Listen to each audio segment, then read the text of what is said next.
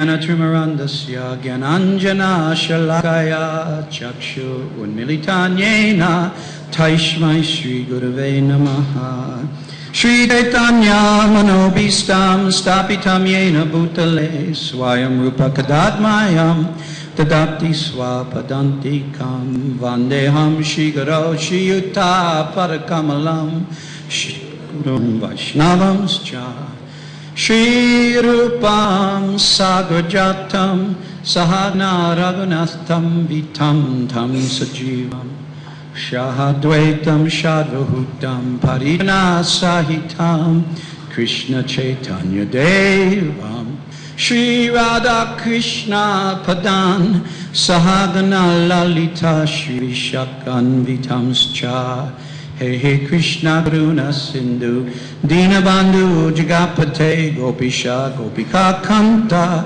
Radha Namostute Tapta Kanchana Gaurangi Radhe Vrindavanishwari Vrishabhanu Sute Devi Pramanmami Hari Priye Vairagya Yug Bhakti Rasam Prayatnaye Apayan Anubipsamandam Kribudir Ya Saraduki Sanatanam Tam Prabhum Ashrayami.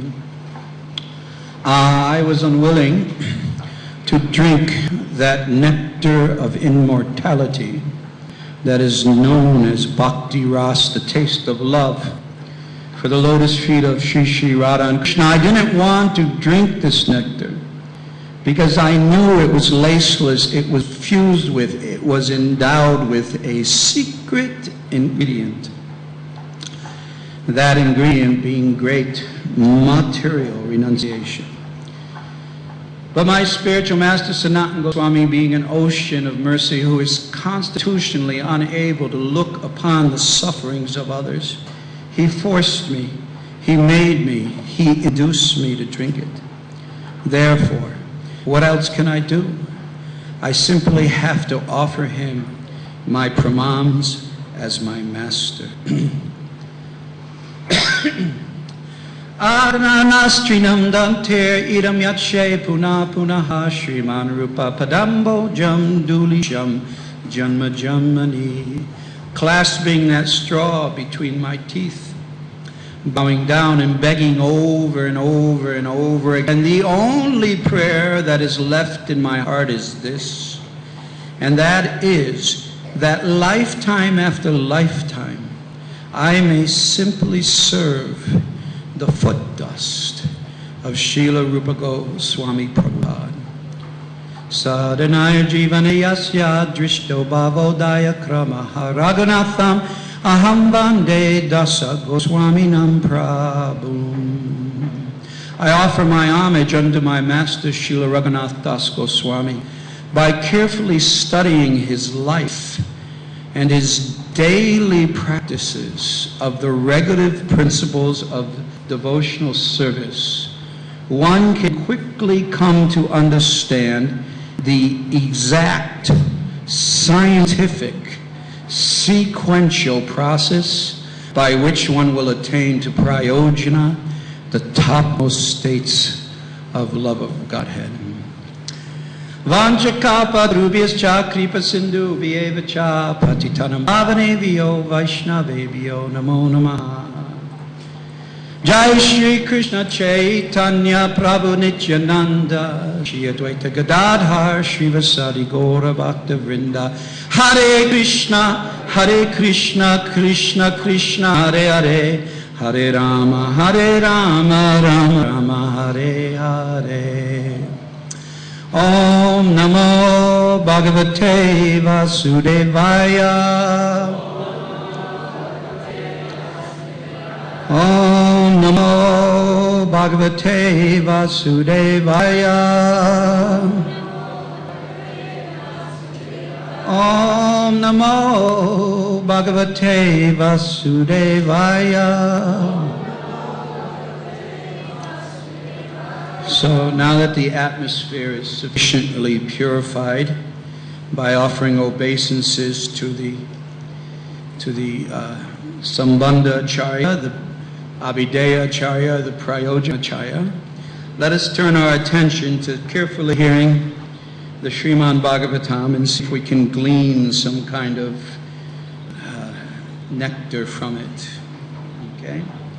So we are now traveling through the subterranean heavenly planets, and we are now traveling through some of the planets down below. The planets down below. So we're reading Canto 5, Chapter 24. We're in verse 17 and 18. Very long Sanskrit prose. I'm going to skip the prose because of time considerations. I have a lot of things I want to cover today, and I'm going right to the translation. Translation. The next planet below, oh, by the way, translations and purports by His Divine Grace, Srila A.C. Bhaktivedanta Swami Srila Prabhupada Ki. So translation.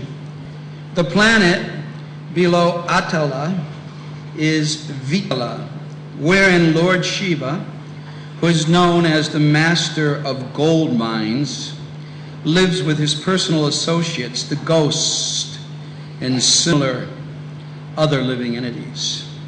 Lord Shiva, as the progenitor, he engages in sex with Bhavani, the progenitress, to produce living entities, and from the mixture of their vital fluid, the river named Hataki is generated. When fire, being made to blaze by the wind, drinks of this river and then sizzles and spits it out, it produces a gold named hataka. The demons who live on that planet with their wives decorate themselves with various ornaments made from that gold, and thus they live very happily. Purport. It appears that when Bhava and Bhavini, Lord Shiva and his wife, unite sexually, the emulsification of their secretions creates a chemical which, when heated by fire, can produce gold. It is said that the alchemists of the medieval age tried to prepare gold from base metals, and Srila Sanatana Goswami also states that when bell metal is treated with mercury, it can produce gold. Srila Sanatana Goswami mentions this in regard to the initiation of low-class men to turn them into brahmanas. Sanatana Goswami says, Yata kanchanatam yati kashamyam rasa vidanataha tata diksha vidanena dvijat vam jayate rinam. As one can transfer kamsa or bell metal into gold by treating it with mercury, one can also turn a low-born man into a brahmana by initiating him properly into Vaishnava activities. The important word is activities here. The International Society for Krishna Consciousness is trying to turn Malechas and Yavanas into real brahmanas by properly initiating them and stopping them from engaging in meat-eating, intoxication, illicit sex, and gambling. One who stops these four principles of sinful activities and chants the Hare Krishna Maha Mantra can certainly become a pure brahmana through the process of bona fide initiation as suggested by Srila Sanatana Goswami. Apart from this, if one takes a hint from this verse and learns how to mix mercury with gold metal by properly heating and melting them, one can get gold very cheaply.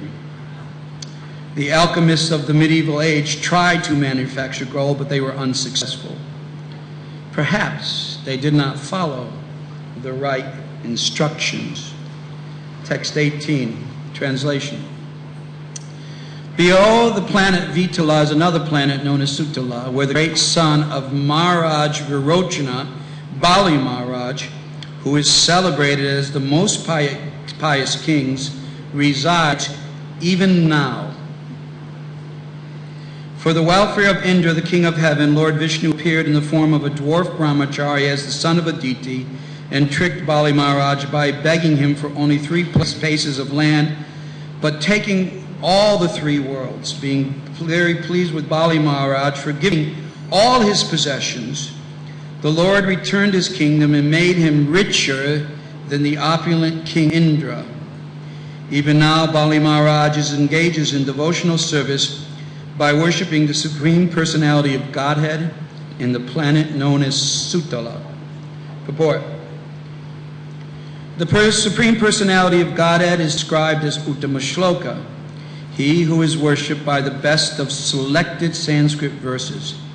And his devotees, such as Bali Maharaj, are also worshipped by Punya Shloka, verses that increase one's piety.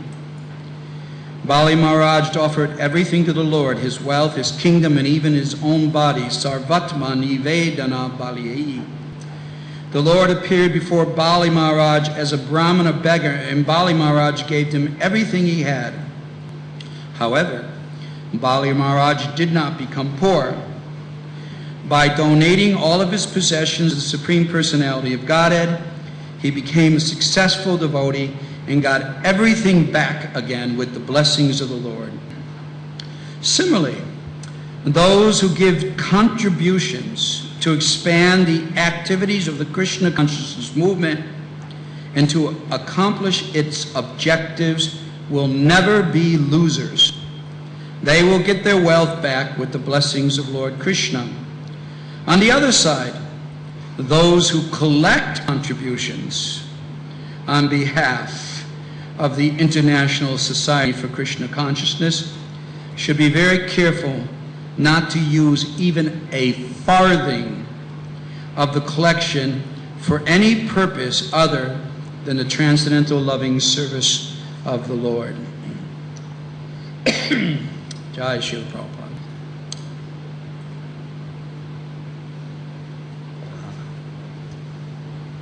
So we're now below BhuMandala. We are in the place where the sun does not shine. Om Bhur Om Bhur Swatat Savitor. That sun. It does not shine down in the lower planetary systems. It's cut off by the plane of BhuMandala. The entire inner core of the universe, it has the 8 Bhumira Ponalo Vayukamano Buddha Evacha. It has the 8 layers, just like a coconut dab. And then the inner core of the universe, just like a coconut dab, is where we are. It's 4 billion miles wide in diameter. 2 billion miles is the radius, 2 billion miles this way. BhuMandala sits right in the middle of this round sphere, and it cuts off all the sunlight from going down to the lower planetary systems. So they get no sun.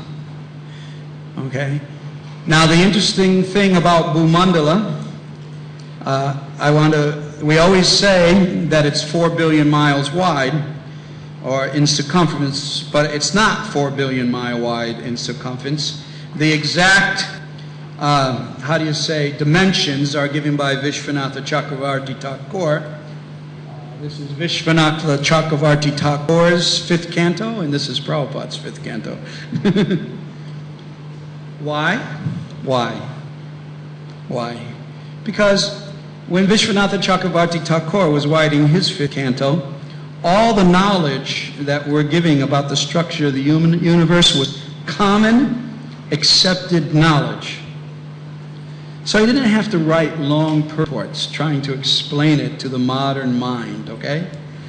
So in his famous verse, there's one verse where the dimensions of the universe are given, and Prabhupada says, please refer to the purport of Vishwanatha Chakravarti Thakur. Unfortunately, when that class was given, Nobody referred to the purport of Vishwanatha Chakravarti Thakur. But the real dimensions of BhuMandala are 3,945,600,000 miles. Not quite 4 billion miles. Okay? The reason why I'm telling you this little piece of information is twofold. Number one, Vishwanatha Chakravarti Thakur tells us that in order to get the Earth planet out of the Garbhodakshayi ocean, when it fell into the Garbhodakshayi ocean, there's a big problem because BhuMandala is blocking the way down below. It sits like a big round plate right in the middle of the universe. And BhuMandala, you can't get down there from the heavenly planets. There's only one way to get down there, and that means you have to go all the way to the edge of the universe. You have to duck under the plate of BhuMandala, and then you go down into the Garbhodakshayi ocean and lift up the Earth planet and bring it back up to its original position. So he explains this is what Varaha actually did. He appeared before Lord Brahma, who lives up in the high universe. He went to he flew, Superman, he flew to the edge of the universe. He went under the plane of BhuMandala, and then he went down in the Garbhodakshayi ocean. Then he picked it up, and then he flew back around the other way. Okay, so you understand. So the BhuMandala is not quite 4 billion miles wide, and I can get into the dimensions, but we've already been there, and I'm not going to go there. But the point is, it's almost and what's important about this, that it's not quite touching the edges of the universe. It floats in air. With all the oceans, the ocean of salt, the ocean of ghee, the ocean of liquor, on and on and on, all the mountains, it's floating in air. Gam Ishva Sarvabhutani. Sarvabhutani means the place where all the living entities live. Gam means planets or mandalas. So Gam Avisha, I enter into those mandalams. Gam Ishva Sarvabhutanam Dharam Yamyaha Ojasaha. Ojasaha means by my great power. They stay floating in the air. I enter into all the planets, and by my great power they stay floating in the air. So how wonderful is God? Even our own planet is staying floating in the air by his ojasa. And how is it staying floating in the air, this BhuMandala plane? It's very interesting. It's staying floating on the air because it's on the head of Ananta Sesa. Okay? And Ananta Sesa is like doing a dance. He's keeping it. Just like you see in a circus, a guy takes a plate, he spins it on a stick. He's a circus, and then he puts it on his head and he dances. He keeps, that's really far out. We go, wow, look at that. So that's what Ananta Sesa is doing. He's keeping it, it's spinning on his head. And to make it even more far out, sometimes Ananta Sesa is down there and he's keeping the whole BhuMandala floating by dancing like this. But sometimes the BhuMandala, it's hard to keep it going. You know what I'm saying? It's a little bit difficult. So sometimes BhuMandala begins to just, it's getting out of whack and it's going to fall.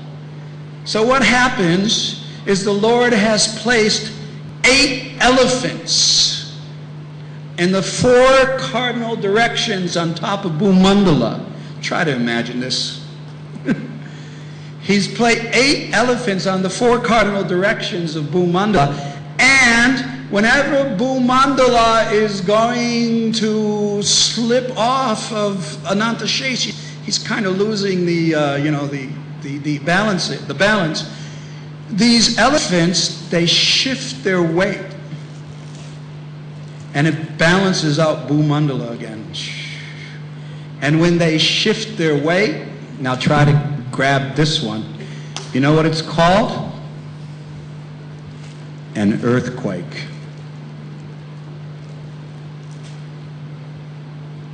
That's what causes earthquakes. Never heard that in school, did you? That's what causes earthquakes. The shifting of the way. So, BhuMandala, and now to make it even more far out, in order to balance BhuMandala, if you think it's gotten far out enough already and you're ready to quit, we're going to go one step further to make it even more far out.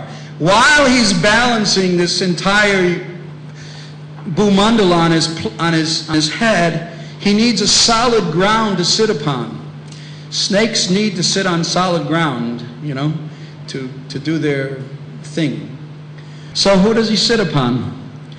Kurma, who's floating in the Garbhodakaya ocean. That's the solid base. What's the point? The point is every step of the way, God is involved. In some way, some shape, or some form. And being God consciousness, why study this boring Srimad Bhagavatam, this boring? If you think this is boring, you haven't studied. Oh, I just can't stand that. This fifth canto, it's so boring. Well, you haven't studied. Because it's not boring at all. It's wondrous. Now, now we're going to even get more far out. The entire plane of BhuMandala is approximately just to make it easy, it's approximately 4 billion miles all the way around, right? Well, guess what? BhuMandala is not totally inhabited. Only half of the entire plane of BhuMandala is inhabited. Just imagine a dinner plate and you put a smaller plate inside. That's only 2 billion miles of the 4 billion miles are inhabited. And what happens is in those 4 billion miles, in those 2 billion miles, there's a mountain. Now try to imagine this. There's a mountain that goes all the way around the inhabited space. It's called LokaLoka Mountain. And it is huge and it is wide. Okay? And it goes from the BhuMandala all the way up to Dhruvaloka. And everything we see in the sky is inside those LokaLoka mountains. So the reason I say this is we often say, you know, when I really studied this, I got a little excited because I get really tired of the frog in the well analogy. You know, the frog in the well analogy, right? You know that analogy, right? Everybody knows this analogy. Well, you know, the scientist is a frog in the well. So I used to I thought, okay, it's cute. The first time I heard it, I thought it was cute. It's cute, it's attractive, okay, yeah, you know, okay. But then after hearing it 100 times, it ceased to be cute anymore, or attractive. But the thing is, when I studied the actual fifth canto, where I really made myself study it, then I realized that we are frogs in a well. It's not quite an analogy. It's the factual reality. Because you've got LokaLoka Mountain surrounding us. It's way up in front of Dhruva Maharaj, and we're way down at the bottom on the end of BhuMandala. We are a frog in a well. We are in a fortress. We have been durga. We are in the fortress. We are in prison. And it's just not an analogy. It actually is a prison. And no one's getting out by their own endeavor. You can't climb yourself up on top of Mount Meru, and Lord Brahma, he can't climb out of the well. For all of his powers, God bless him, I take his dust on my feet. The great founder of our Sampradaya, but he still can't climb out of the well on his own power. So then you have BhuMandala, and then you have what's under BhuMandala, the place where the sun doesn't shine. Why doesn't it shine? Because the sun itself is inside the well. And no light gets through the BhuMandala plane. And so, how is the lower planetary systems lit up? It's lit up by jewels on the head of the great serpents who live on Sataloka. We've already heard that. But what kind of light is that? Is it the powerful sunlight we get from our sun? No, it's dull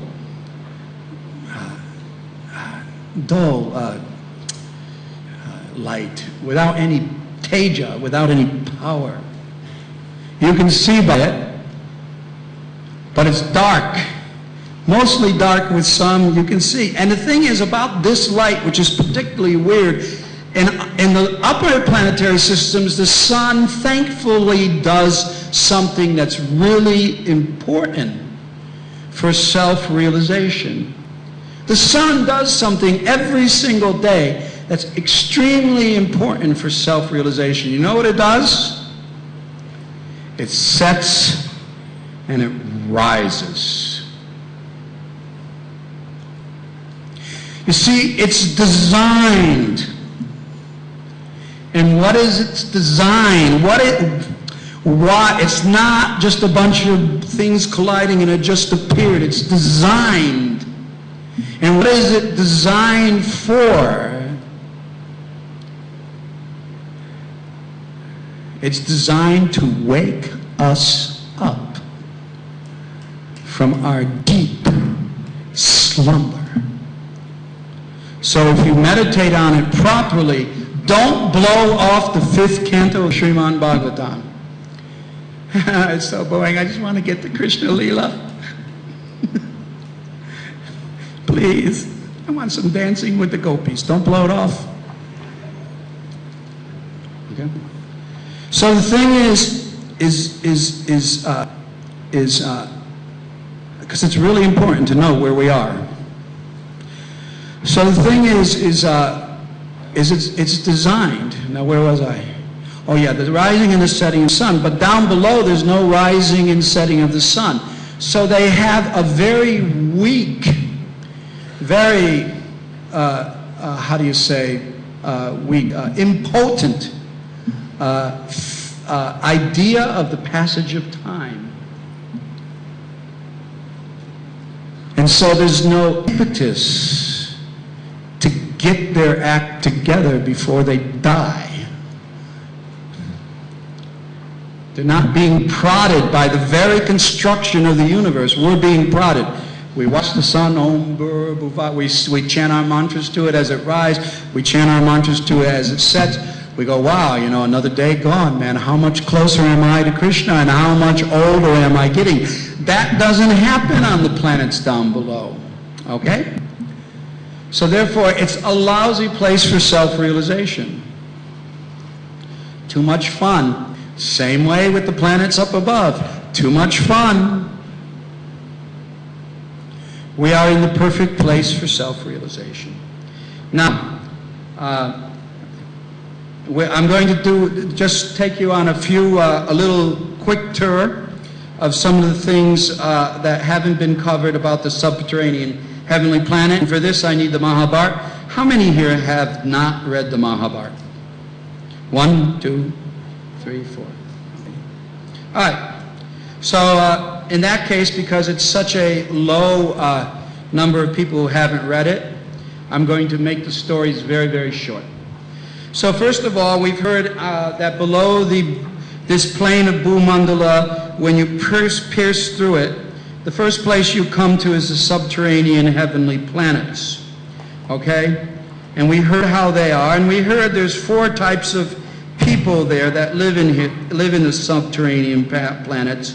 There's the Daityas, the Nagas, and the Asuras, okay? Daityas and Danavas and Nagas, okay? They live there. So I just want to say something about the Nagas, first of all. And to do that, I have to turn to the Mahabarata. Okay? Some interesting information about Nagas. Also, equally as far out.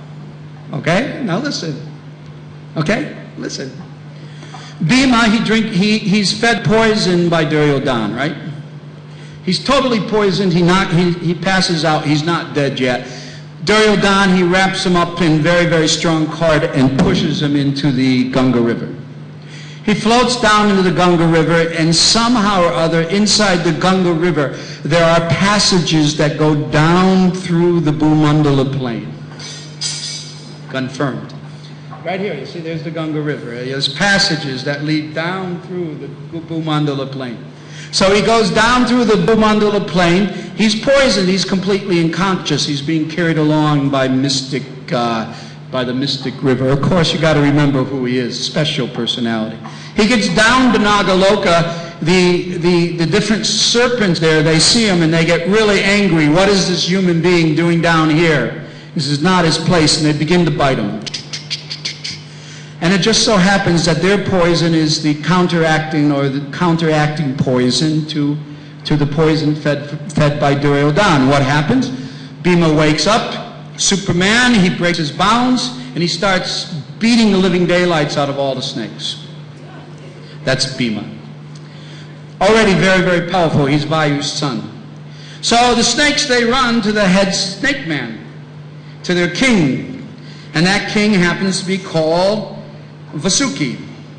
So they go to him, and with a very fearful voice, they say, "O king, a human being fell among us bound with cords. Perhaps he had been poisoned, for he was unconscious. When we bid him, he regained his senses, and he overpowered us. You should go to him at once." Now listen carefully, open your ears. So VASUKI assumed a human form. Okay, I'll say it once again. VASUKI, who's a snake, he assumed a human form. So he's a shapeshifter. One of the powers that the Nagas have down below, shape-shifting. So he assumed a human form. He rose from his bejeweled throne and he walked gracefully out of his palace. Now listen to this. So Arka, who was a Naga chief, went with him. Now who is this Arka? Yeah, you know who he is. Go ahead, tell us. What? No, Arka was his chief minister. And he went with VASUKI. Read your Mahabarata. Start reading your Mahabarata. Who is Arka? Guess who Arka is? He's the grandfather of Kunti Devi.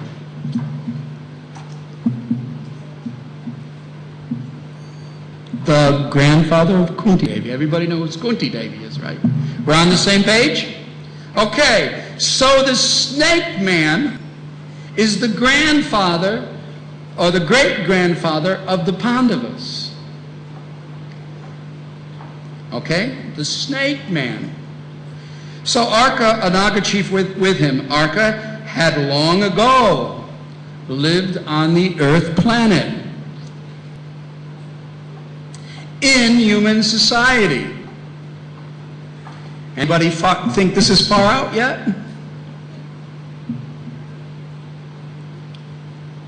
A snake man from below the Earth planet had long ago lived in human society. And what did he do? He bred with the humans. Think about it. Think about the imagery we have in human society. Think about the Chinese, where no festival is complete without a snake slithering down the street. Where does that come from? Maybe it comes from Arka. There's been interbreeding, just imagine that, between humans and the Nagas, the snake people. And it's been going on in human society for a long time. Blah, Now, interesting little fact, isn't it? You start reading, okay? So he was Kunti's great-grandfather and immediately recognized Bhima as his great-grandson. Smiling, he introduced himself and he embraced Prince. Seeing this, VASUKI was pleased and he said to Arka, "What service can we render this boy? Let us give him abundance of gem and gold." Arka then looked at his powerful descendant Bhima and replied, "I think this prince would be best served by us if we let him partake of our rasas." The rasas are the elixirs, okay? Here we come back to the Srimad Bhagavatam. And it says that these people who live on this subterranean heavenly planet, they bathe and drink juices and elixirs made of wonderful herbs, and therefore they are free from all anxiety and physical disease. They have no experience of gray hair, wrinkles, or invalidity, something that I am lacking. Their bodily lusts do not fade. Their perspiration does not cause a bad smell. And they are not troubled by fatigue or lack of energy or enthusiasm due to old age. The reason is because they drink these magic potions. Okay? So Bhima, they say, okay, so Bhima, they took Bhima, the point is they took Bhima back to the palace, and then they made a drink that was distilled by celestial herbs. And by drinking even one pot, a man could become permanently endowed with the vigor and the strength of thousands of elephants. The Nagas placed a number of pots in front of Bhima and invited him to drink. Bhima sat facing east, and as he always did before eating or drinking, offered prayers to the Lord. He then lifted one of the large parts of this elixir and he quaffed it down in one gulp.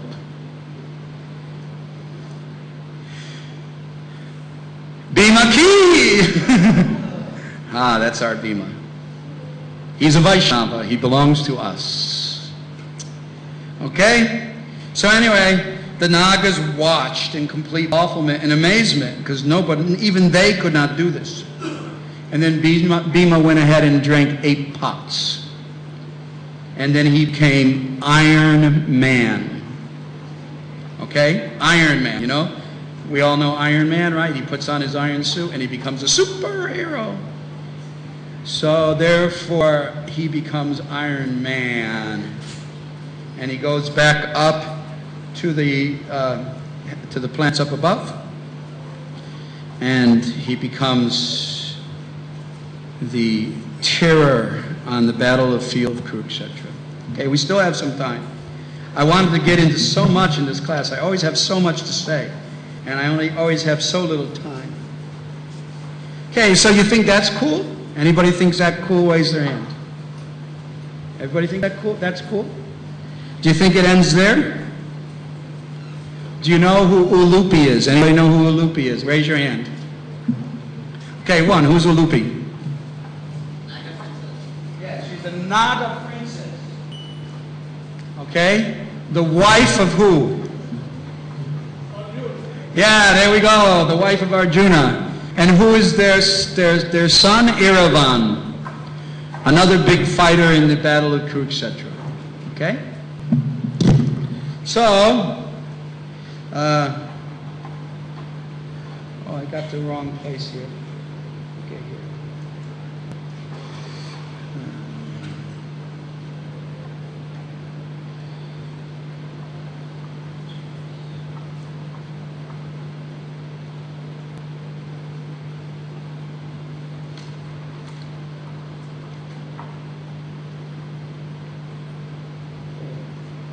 Okay, I lost.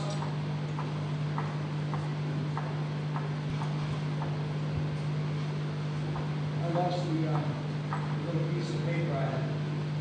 Finding it. You let me go find it again. Can you give me 3 minutes? Okay, let me see. 132. Oh, here it is. I got it marked. Okay. So Arjuna and the Pandavas, they had a deal with each other that when any of them were sitting alone with Draupadi, you know, if they were having a little downtime alone with Draupadi, remember Draupadi has all 5 of them as her husband. Another very unusual situation. She has 5 husbands. So they made a deal that if any one of them were alone in a room with Draupadi, then the other 4 Pandavas would not come inside that room. So if Yudhishthira was alone, then Nakula and Sahadev and Bhima or Arjuna would not walk inside the room. It was a privacy agreement. You know, so everyone got some downtime and some privacy time with Draupadi. So anyway, one time Arjuna had to break into the arm, without going deeply in the story, he had to break into the room where all the weapons were kept because he had to do a very important Kshatriya duty. When he broke in that room, Yudhishthira and Draupadi were sitting there casually talking to each other. So he knew they were in there, but he broke into the room anyway. And they made agreement with each other that if anyone broke this vow, they would have to immediately go on a pilgrimage for 1 year and observe the vow of celibacy. So that's their agreement. So Arjuna immediately said, I'm going on pilgrimage. So he went on pilgrimage, and this is what happened. One of the things that happened.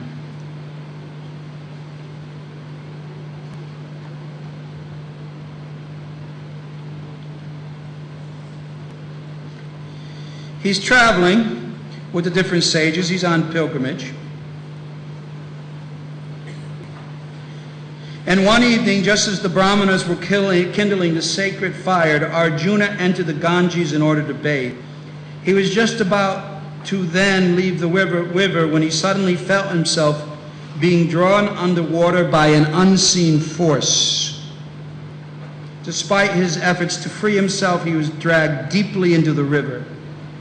He then found himself mystically transported to a celestial palace.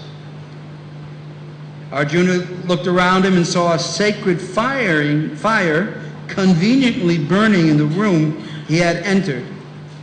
The prince immediately sat before the fire and offered oblations of ghee into the flame and furiously recited the different mantras. Just as Arjuna was completing his evening rituals in that very strange place, a beautiful girl entered the room. She glanced coyly at Arjuna and smiled. He recognized her at once to be a maiden belonging to the celestial Naga race. So Nagas, not only can they turn themselves from snakes into men, the women are capable the female Nagas are capable of turning themselves into female women. Arjuna understood at once what had happened. The Nagas have the power to transfer humans to their own heavenly dimensions of existence. Kidnapping by aliens. Kidnapping by aliens. I was kidnapped by the aliens from another planet. So they have this power. Obviously, this girl had become attracted to him and was drawn to him down to her abode. He smiled back and said, "Oh, beautiful maiden, you have been bold indeed. Who are you and where is this divine region that I find myself in?" This is the whole thing in the Srimad Bhagavatam. All the different regions of the universe are described in the Mahabarata in story form, so we can take it and digest it. It's easier if it's described in story form. So therefore, after Vedanta Sutra, he wrote the Mahabharata. After the Puranas, he wrote the Mahabharata. So he put it all in story form because it's easier for us to digest, okay? The girl replied that she was the daughter of a Naga king named Kaurava. Her name was Ulupi. When you entered the river for your bath, I was moving through the waters in my, now check this out, ethereal form. So Arjuna entered the waters of the Ganga River, and there was a Naga maiden who was swimming up the river in her ethereal form. Cool or not? Pretty cool, huh? Okay. Okay. I was struck by Cupid arrows as soon as I saw your godlike form. O descendant of Ku, I am yet unmarried. Therefore accept me as your wife. Give yourself up to me and gratify me today. What an offer. Never happened to me in my entire life. You can see why by looking at me. Arjuna said that he was bound by a vow of celibacy for 1 year. He could not accept her as his wife. Still, as she was a Naga, he knew she must have already known this by her celestial intelligence. She would not have asked him to marry her if her request did not somehow conform to the codes of virtue. Indeed, the scripture enjoined that a Kshatriya can never refuse a maiden who supplicates herself to him. Everybody now wants to become Kshatriyas all of a sudden. Wow, what a great deal. It's religious. If a maiden supplicates herself to a Kshatriya, he has to oblige. One of the Kshatriya dharmic principles. It's a principle of religion. Although Arjuna asked her how he could satisfy her while at the same time maintaining his truthfulness. Ulupi replied, I fully know your vow, O hero. You and your brothers made a rule in regard to Draupadi. This is well known to the gods. But that rule of celibacy only pertains to your wife, Draupadi.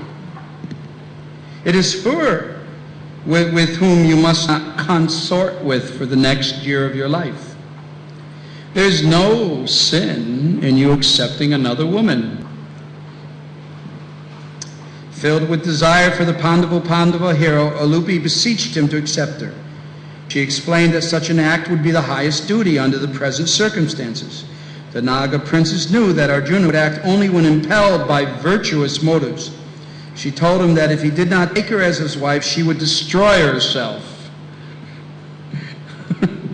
A standard tactic. If you don't love me, I'll kill myself. And sometimes the men do it too. If you divorce me, I'm going to kill myself.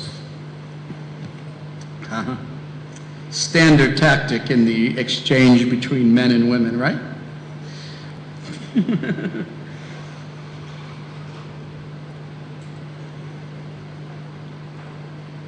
Thus, he would save her life by accepting her. This was certainly a greater virtue than observing some small celibacy vow. Even if his piety suffered a slight loss by his going with her, he would gain greater merit by having saved the life of a helpless woman who had approached him for shelter. Arjuna then thought carefully. He decided that the Naga maiden was speaking the truth, and that he would not be acting wrongly to accept her as his wife. He smiled and nodded in assent. And then on and on and on and goes, telling about the love affair between Ulupi and Arjuna until the birth of Iravan, his son. Okay, I didn't even get halfway through, even a tenth of the way through of what I want to talk about. I wanted to get into Mahabarata and the way he creates flying saucers. It's right here in our Krishna book, Shalva. He made a mystical airplane. Shalva, we all know that story, right? Everybody knows that story. The mystical airplane of Shalva. He performed austerities to Lord Shiva. He did nothing but eat ashes from a fire for an entire year of his life. He was a demon. So sometimes the demons do these incredible, powerful austerities. Lord Shiva appeared to him. Mahadanava is a devotee of Lord Shiva. He ordered Mahadanava make this mystical airplane. He made the mystical airplane, and it was just like a flying saucer.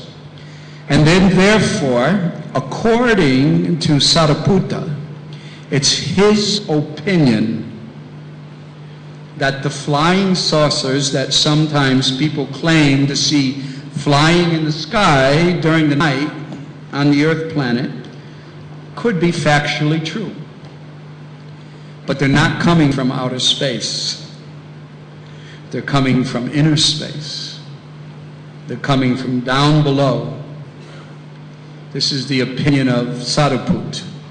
And they're constructed by these great demons who live on the planet of Maya Danava. But that's for another day.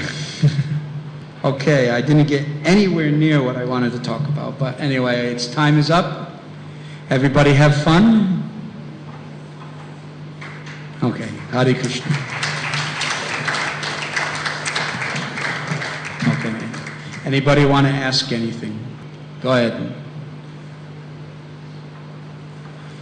I'm not very good at answering questions, by the way, so I'll try my best. It's not my strong point.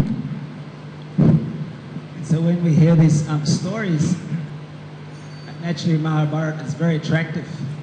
It's extremely attractive. And if you haven't read it, you should read it. Please. Then my question is, we hear such things, and so we're fascinated, you get fascinated with a topic. Yes. So it's hard even to go past the lassi shop without thinking, I need a lassi. Say that again? It's hard to go past the lassi shop when they're making lassi, thinking, I would like a lassi. Yes, sure. So when we hear such things, how can we get attracted to Lokaloka Vrindavan? You might get attracted to all of these things. Adrishtam drishtavan nakshet buddham swapnavad anyata buddham bavad bhavishyatcha suptam sarva raho rahaha. This is a verse in the 4th canto of the Srimad Bhagavatam. It appears at the very end of the story of King Puranjana. It's the last verse in the story spoken by Narada Muni. And he says this, it's such a great verse, it's one of my favorite ones. Everything that exists in time, which includes past, present, and future, is merely a dream.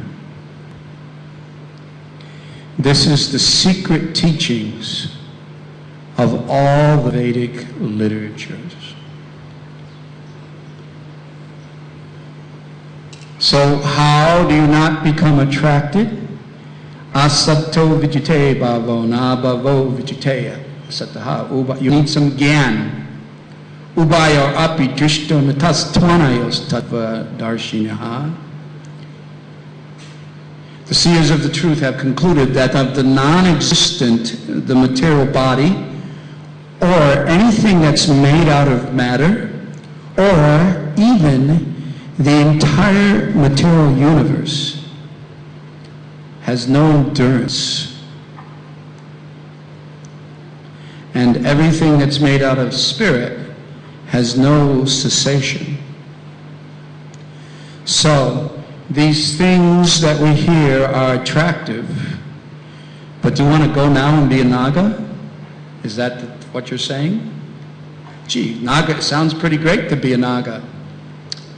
It is great, because there's 8,400,000 species of life, and there's 4,000 species of human life. And you know what the lowest species of human life is? You can say the Nagas are human because they can turn themselves into humans. But the thing, they mostly spend their times in their snake form, but when they want to, they can turn themselves into humans. But you know what the lowest form of human life is? The one you're sitting in right now. So all these things are fantastic. As we go through the Srimad Bhagavatam, we see every single place is better than where we are right now. Even the places down below us is better. It's terrible to be a human being. Therefore, in the higher planets, when somebody really messes up, and they really commit offense, what do the demigods say? They say, go down, take birth in a womb of a human mother. Because to the demigods, they cannot think of anything lower. Similarly, when we want to curse somebody, we say, go down and become a warming stool. But for the demigods, they cannot imagine anything lower than being a human being. Why? Why is the human being such a low form of life? On the earth planet I'm talking about specifically, from the material point of view. Because we have all the sentiments of the demigods and none of their mystic power. All the demigods, every single one of them, even the Rakshasas, the Vijaras, the Nagas, as we're reading right now, the Danavas down below, the Daityas, they all have mystic power. Mystic power in the sense of being able to perform wonderful things. We have none of it. But we have all their sensibilities. So it's agonizing. We're just one step above the animals, but we're not the animals. We're something different. But we have to undergo all the punishments that the animals have to undergo. Bad body odor, smell, death, old age, disease. It's terrible. It's a nightmare. And then never mind what goes on in human society. I'm so sick of human society, I can't even tell you how sick I am of human society in general. You know, the way we treat each other, the way we really treat each other, not the way we say we're going to treat each other, but the way we really treat each other. And I'm just as guilty. Had a friend, Jada Barak, wonderful devotee, and he died. You heard of him? He died. Anyway, he's one of these guys who joined the Hare Krishna movement 2 seconds after Prabhupada left the planet. He died alone in a walk-up apartment in New York City. Wonderful devotee. Mani Manjari. You know Mani Manjari? The great devotee, the lady devotee from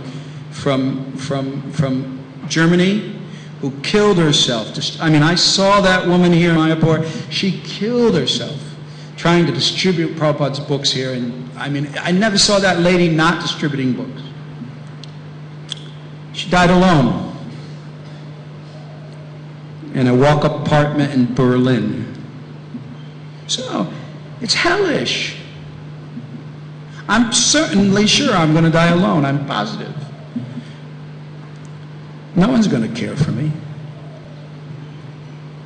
Nobody's going to really take the time. Me and Vasudev talk about it. Vasudev's also alone.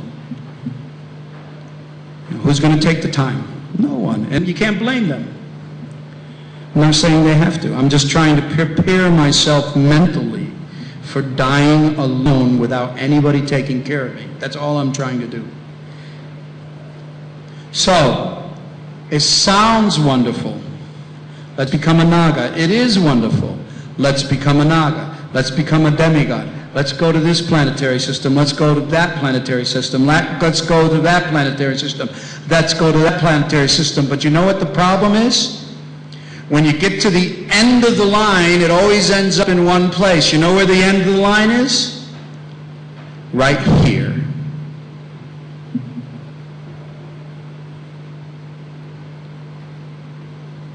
And you come again and again and again and again and again and again and again and again and again and again and again and again and again. For 20 zillion, quadrillion years, you come to the human form. Again and again and again. And you know what the question is when you come to the human form? There's only one question. There's not 2 questions. There's not 3 questions. There's not 4 questions. There's only one question that's really important when you come to the human form of life on the earth planet. And it's not, how am I going to make money and how am I going to get a nice wife? Or how am I going to have nice children? Or how am I going to school my children? Or how am I going to become a big sannyasi? Or how am I going to climb up and become a guru in the ISKCON movement? How am I going to be looked upon? How people are going to recognize? On and on and on. It's none of these things. There's only one thing, one question that is important when you're sitting in a human body. What is that one question? Where am I going next? And we have all power, especially for us who have come to the Hare Krishna movement. We have the power to go wherever we want. You want to be a Naga? Okay, go be a Naga. You want to be a demigod? Okay, go be a demigod. Guess what? After your trip as a Naga, after your trip as a demigod, after your trip as a pig, after your trip as a swarm in school, you're going to end up right back here again. We are in the launching pad. This is Cape Canaveral, or Kennedy Space Airport. Try to understand where you are. It's so important to understand the structure of the universe so you understand where you are and where are we? We are in Cape Canaveral. We're in Kennedy Spaceport, and the guy is going 10, 9, 8, 7, 6, 5, blast off! So we are in Cape Canaveral. 10, 20 years old, 30 years old, 40 years old, 50 years old, 60 years old. Blast off. So if you're using the human form of life in any other way than to try to end your existence in this material world, you are a fool. And it doesn't matter how important it is, how much money you have, what a kind of mover or shaker you are in human society. Prabhupada gave us, this is the blessing of Prabhupada, he gave us the way that we could end our eternal sojourn, almost eternal, we've been here since time immemorial. We can end it now. Now. Not next life. People are so casual. They have no idea what they're in. That's why we have to study these things. We have to study. So we know, man, I could go here, I could go there, I could go here, I can go here. I'm tired. And what? Even if it seems attractive, I can go there. Hey, that's a good one, that's a good one. A Naga princess, cool, man, cool. Oh yeah, a Naga king, cool, cool, cool, that looks good. Yeah, yeah, yeah, and then what? Back here again. So therefore the demigods, we got to read the Srimad Bhagavatam. The demigods, they praise our position. Not because it's so much fun. Believe me, it's not fun. And they don't, why they're praising it, they don't have a clue what we're going through. They're sitting up there going, oh, it's so wonderful to be a human being on the earth planet. La, la, la, la, la. Just imagine how pious these people are. Yeah, come down here, Mr. Demigod, and take birth on the earth planet. We'll see whether you think it's so great or not.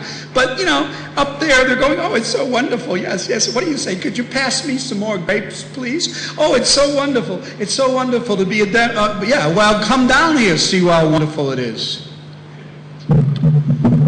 They don't have a clue, but still they praise it. But their praise is not false. Because they say, because we're going to have to take birth there. If we have any pious credits left, we're going to have to take birth there. So these people have already taken birth there, and it's open to them to go wherever they want. What an opportunity. So this is the understanding that we should get from reading the 5th canto of Srimad Bhagavatam. We should understand where we are, what an opportunity it is. And then what we should do is we should take advantage and we should get the hell out. Okay? Is that cool? All right, so please take advantage. Everybody's invited to Harinam. Please come to Harinam. Okay, Hare Krishna.